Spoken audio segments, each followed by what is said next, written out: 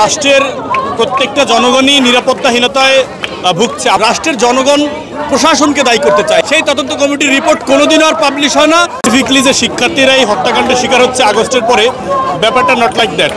এখানে রাষ্ট্রের প্রত্যেকটা জনগণই নিরাপত্তাহীনতায় ভুগছে। আমরা দেখছি যে আগস্টের পরপরই ঢাকা জুড়ে ছিনতাইয়ের একটা বিশেষ প্রকোপ দেখা দিয়েছিল। এখন মোটামুটি নিরাপত্তায় থাকলেও আগস্টের পরপরই যে মানে ছিনতাই, তারপরে খুন, এটা বেড়ে গিয়েছিল। এটা একটা পরিকল্পিত ছিল, কিন্তু আজকের যে হত্যাকাণ্ডটা হয়েছে এটি সম্পূর্ণ পরিকল্পনা মাফিক এই হত্যাকাণ্ডটার শিকার হয়েছে।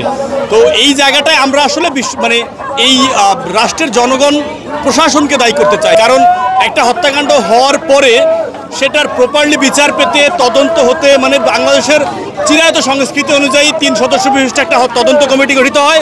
সেই তদন্ত কমিটির রিপোর্ট কোনোদিনও আর পাবলিশ হয় না। বিচার কোনোদিনও আর মানে জনগণ জানতে পারে না। 10 বছর 15 বছর দীর্ঘসূত্রিতার পরে কোনো একদিন জানা যায় যে সেই হত্যাকারী বাইরে ঘুরে বেড়াচ্ছে। এই জায়গাটা আসলে যদি পরিবর্তন না আনা যায়, তাহলে জুলাই বা আগস্ট 100 বার এই দেশে হলেও আসলে দেশের মানুষ নিরাপদ নয়।